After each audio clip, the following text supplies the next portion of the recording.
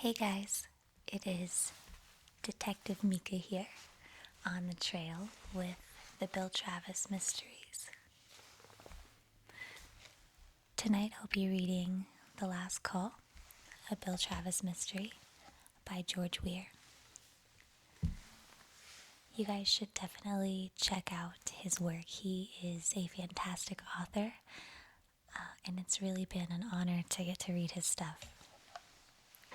So I hope that you guys enjoy this as much as I have. I'm going to start by reading the back of the book so that we have a little bit of an idea of what's going on. The Last Call starts with a protagonist on the edge of an impending midlife crisis. Add in a blonde and an old friend with a fetish for high explosives, and you have the kickoff of a first-rate crime novel. George Wier writes with wit, verve, and a gut bucket of knowledge of Texas and those who people its quirky underside. This book does not disappoint. Awesome. All right.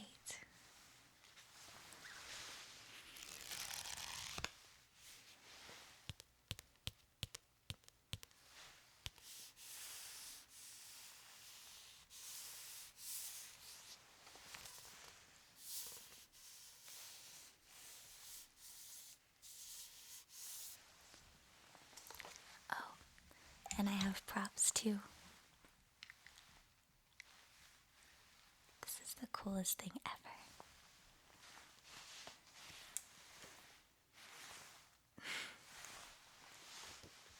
All right. Let's get started.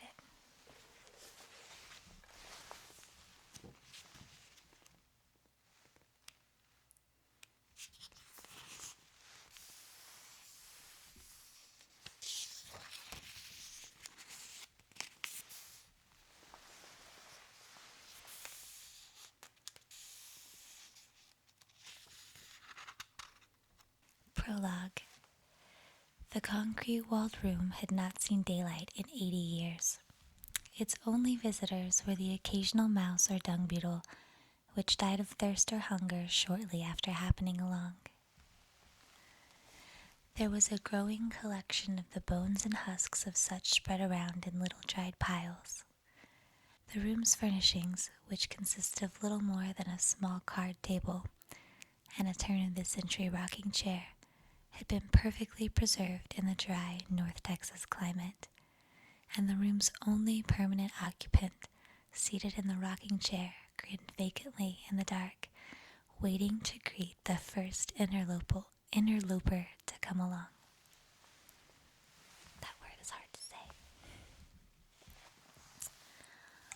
The occupant was a skeleton, little more than fine clothing over crumbling, desiccated flesh and protruding bone. Had the skeleton still retained its meat, and had blood still coursed through its now empty spaces, it would have been surprised at the sudden present that had shushed through the inky blackness overhead and landed on its lap, cracking its pelvis and sending decades of dust flying. The present, a leather physician's bag, itself an antique, was partially open. The bag landed upside down, and its contents spilled out onto the dust-laden trousers and slapped down onto the concrete floor with a dull thud.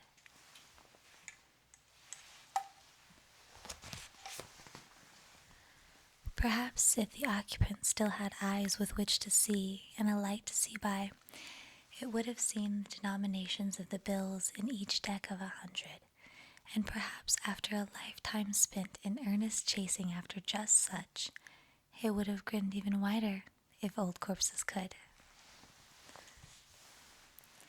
Instead, it accepted the gift from above silently and began again to mark time in the dark, as it had done for decades.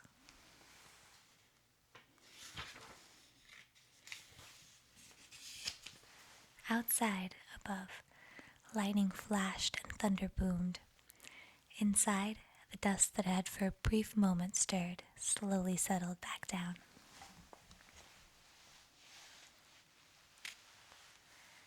good so far.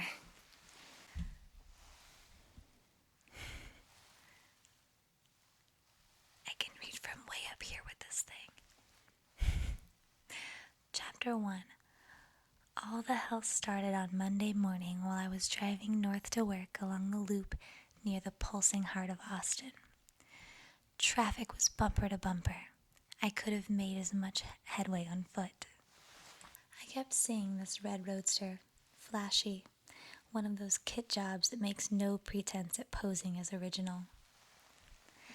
1 minute it was behind me and I could see it in my side view mirror. Then in a flash past me, several cars ahead, and I passed it again. I wouldn't have cared too much about the roadster, only there was this girl. Story of my life. A man gets up in his late 30s and the chances are he stops looking and begins observing. I don't know when exactly this happened to me. Couldn't pin it to a day or even a year, really. Just sort of crept in, and one day I found myself completely aloof in my watching, peripheral vision on automatic, not shifty, no, but peripheral, that in spades. The girl in the roadster that morning knew I was looking, but I got the feeling that she didn't mind so much. I caught just the hint of a smile as she trundled up even with me one more time just before I had to pass her again. She had big hair, even though it was tied off into a ponytail. Women with ponytails do funny things to me. This one had both a ponytail and hair with actual mass to it, but at the same time her hair looked fine like baby hair. It was reddish blonde, the color of an East Texas sunset. That's where I'm from. And it rippled like the wind through the high grass. Also, she wore huge, snotty sunglasses. In a word, she wore bitch like a totem. Except, of course, for her mouth, her glorious soft mouth. Behind me, ahead of me, behind. I didn't turn my head, not even once. But then she came right alongside. My exit lane was coming up, but suddenly, I wasn't taking it. I had bigger fish to fry. My aging heart, God bless it, didn't even miss a chug. Too seasoned to stop working over a goddess in traffic. There was a dead standstill ahead. Likely some kind of accident. Happens every day in the big city. Unlucky for somebody else, but so far, I was liking it. My peripheral vision extended to encompass points west, like maybe Fiji Island. My window was cracked just 2 inches, enough to muss my hair a little. And the wind was coming from that way, and upon my life, I could smell her. My finger jabbed at the window button, lowering it to half-mast. I knew she was still looking. It felt like she wanted me to look at her.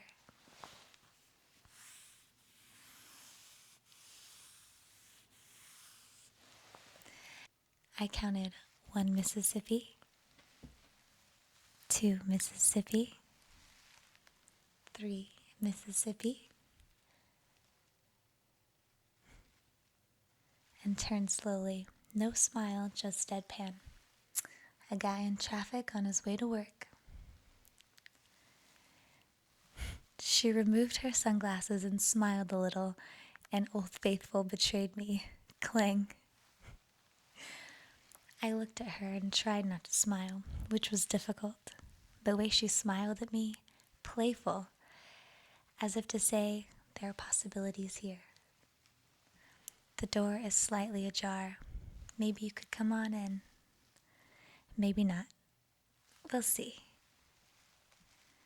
She was the cat and I was the mouse, and some kind of game was in progress. I wasn't paying any attention to what was going on ahead of me, and it just so happened that that was the game she'd been playing all along. Distraction. She looked forward, taking those lovely eyes off of me. When I finally looked forward, the line ahead of me had moved up perhaps 50 or so yards. My right foot began the motion to switch from brake to gas, and before that a small space between foot and pedal was closed completely. I heard rubber peeling on asphalt and a growing whine. There was a red and white blur just as I pushed on the gas, and my reflex was to brake again. But before I could even do that, the beautiful girl, with the man-slaying smile and the bitch glasses, and the red roadster that I wouldn't have minded too much sitting in my own driveway, darted into the narrow space between her and the car ahead of me, and my heart lurched and my ears winced in anticipation of a metal-on-metal screech that didn't come. I suppose my ears turned red. It felt like that anyway. Maybe someone behind me had seen it all and knew that I'd been played for a fool. And maybe not. The problem was that I knew. As the shock wore off, I moved forward again, my window full up now and destined to remain so. I'd been thoroughly put in my place. By the time I got caught up to the traffic in front of me, the red roadster with the snotty little bitch had switched lanes again, merged into moving traffic, and was gone. So what does a man who's a blink away from 40 do? He does what he's supposed to do. He goes to work as if nothing has happened at all. "Good morning, Mr. Travis," Penelope, my receptionist, greeted me. There's no difference between this and any other given morning. Sometimes I wish Penny wasn't so damn cute. That morning, her cuteness was slightly accusatory. I smiled and nodded and quickly disappeared around the corner and down the hall into my office. Comfort and safety was to be found there. I dropped my briefcase into a chair covered with papers and marveled that nothing spilled. I made a quick jaunt down to the kitchen for a cup of hot coffee and managed to catch Nate Beerstone's back disappearing into his own office, where he'd probably be until about lunchtime. Back to my own Corinthian leather executive chair, I propped my Doc Martens up on my desk at the same time that I noticed a stack of bills that needed to be paid before the week was done. I'd get around to it. I sipped my coffee, read the sports section, and began to enliven. I was in the middle of an article on Lance Armstrong, who could probably ride through hell and back on a bicycle, and I was enjoying the article when my phone buzzer went off. That's almost always the way it happens. "Yeah, Penny?" "Mr. Travis, your first appointment is here." Appointment? I didn't have any appointments. I kept my own calendar, so no one else actually knew my schedule. "Penny, are you sure this is not Mr. Beerstone's appointment?"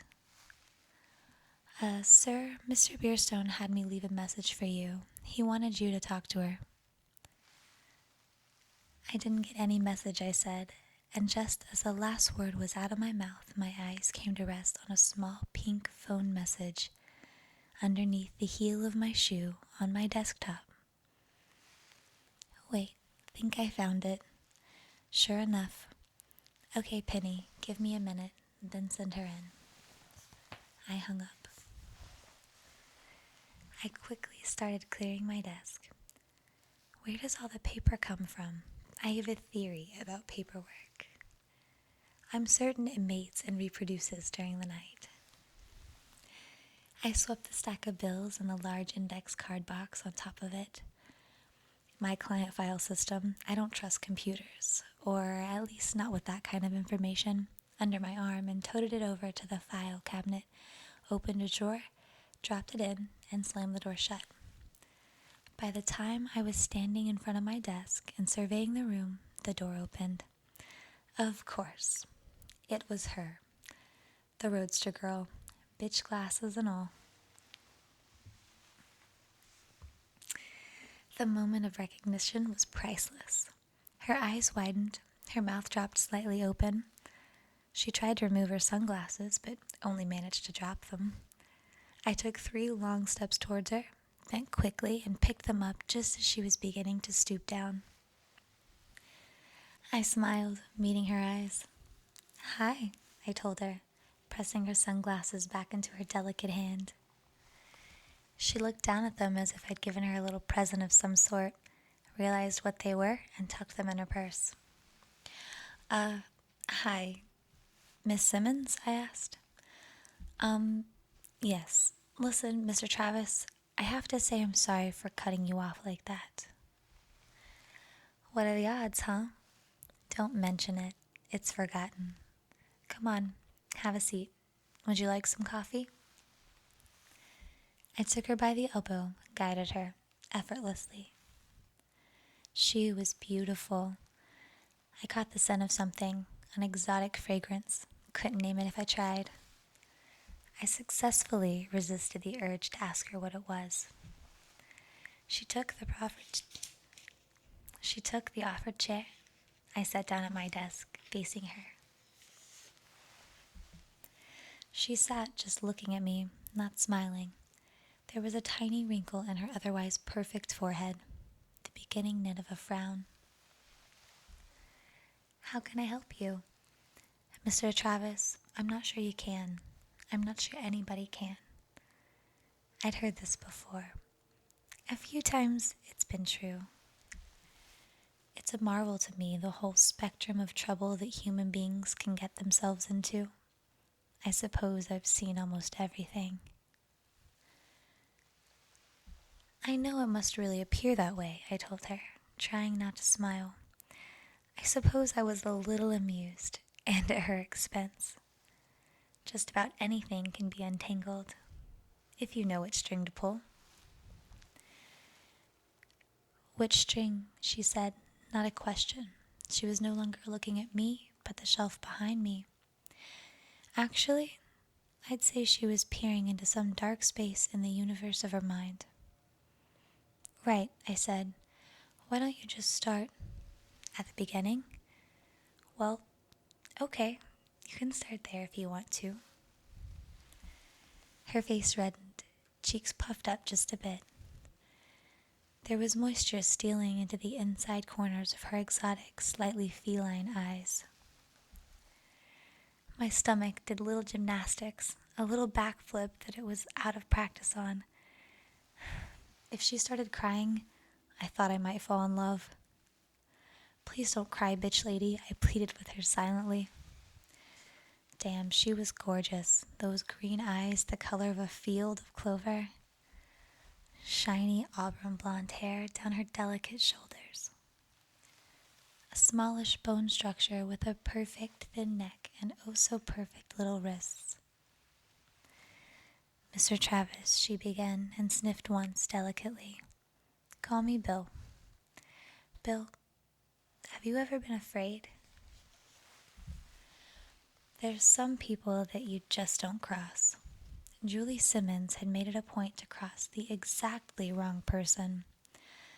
A North Texas liquor baron named Archie Carpin, distant relative to the Carpins of Signal Hill and Stinnett up in the Texas Panhandle.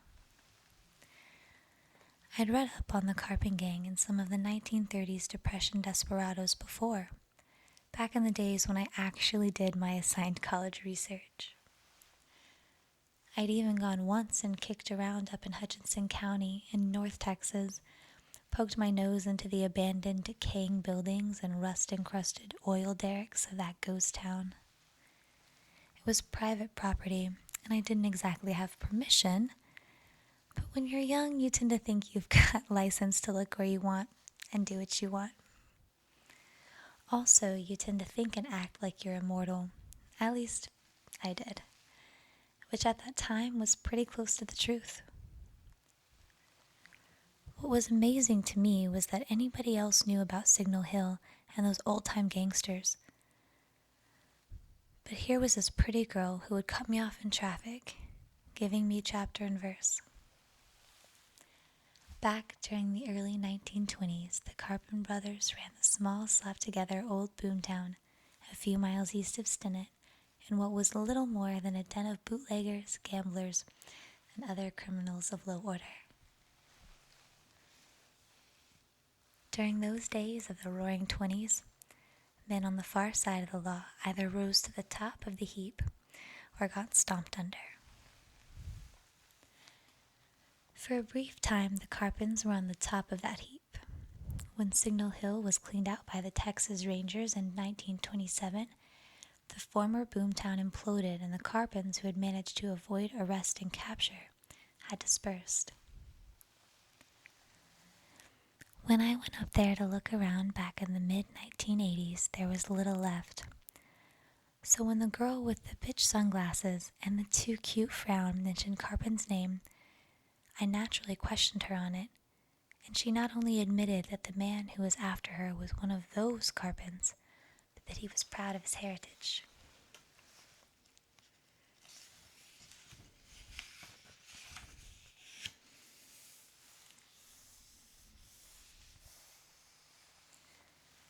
There was one question, though. Once I put it to her that she didn't want to answer, and therefore it was the one thing that I had to keep putting back in her court each time she attempted to bat it away. The question, of course, what did you do? When she finally told me, I had to contain myself from bursting into laughter. She finished the story. I could tell that she'd left out quite a bit. "I'm not sure I can help you," I said. She frowned. There was a bit of shocked expression on her face. "Look," I said, "Miss Simmons, my clients are..." "What?" "Well, I have to walk I just can't... No one could just walk in and ask someone to... Look, if we so much as took one step outside of the bounds of..." She kept turning her head slowly, cocking it, waiting for me to finish. I found I didn't have the words. "Mr. Travis," she said, "it's $2 million. I'm not normally impressed with money of any denomination, but $2 million? So you're not exactly here to turn yourself in," I said. "Getting arrested wouldn't be half bad. I'd stand a better chance of surviving, I think," she said. "But if I don't get some help and don't get arrested or get somewhere safe, then I'll be dead." She must have caught the quizzical look on my face. "I don't have the money on me," she said. I looked closely at her, searched for some hint, some shred of evidence in her eyes that something of what she told me wasn't true. I didn't find it. She unzipped her small tan clutch purse and pulled forth 3 pathetic-looking, wadded-up $100 bills. She was about to give them to me. A tear slipped down her cheek. Very suddenly the room felt warm, like someone had cranked up the heat. Possibly my ears were turning red again. I couldn't let her give me the money, no matter what else was going to happen. "Miss Simmons?" "Julie," she said, her voice just above a whimper. Her face was flushed and the muscles around her mouth were tight. There, across from me over the dark gulf of my rosewood desk, was a girl who was used to helping herself. A girl who took her chances, to be sure, but who normally went out in the end. And here she was, at the end of her rope. I at least knew enough to know that I had to know more. And if that were possible, I would help. And it wasn't as though I had any choice in the matter. No woman I had ever known thus far had been able to penetrate my armor with this simple expedient of tears. But it was not the only thing that drew me to her so inevitably and completely. It was also the simplest and yet most profound of feelings. And it was actually her feelings. It was her sense of utter embarrassment that she had to ask for help to begin with. "Julie," I said, "are you hungry?" "Starved," she said after a short pause, her head tilted to the left. A little smile was on the verge of taking up residence. "Would you like to have a little breakfast with me?" I asked. "God, yes," she said, smiling suddenly past her tears. "Good," I said. "I know just the place."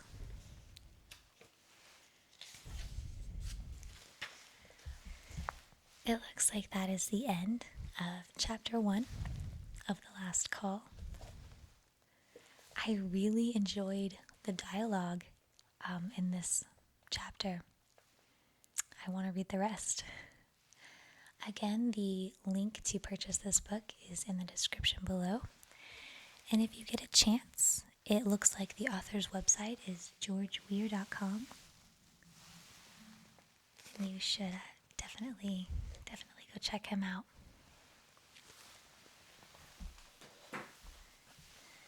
Thank you, beautiful, wonderful humans, for watching. And until next time. I don't even care how cheesy that was. I love all of your faces. The Devil's Triangle. Christopher Columbus might have been the first to notice something strange about the vast expanse of the Atlantic Ocean, now known as the Bermuda Triangle. In his log, the explorer wrote about flaming balls of fire whizzing through the skies and glowing streaks of white on the surface. 5 centuries later, American astronauts orbiting the Earth described similar mysterious patches of light and foam off Bermuda. Today, this picturesque, seemingly perfect, peaceful stretch of the Atlantic Ocean ranging from Florida and Puerto Rico to Bermuda continues to draw attention because of its alleged links to the disappearance of thousands of people and hundreds of ships and planes.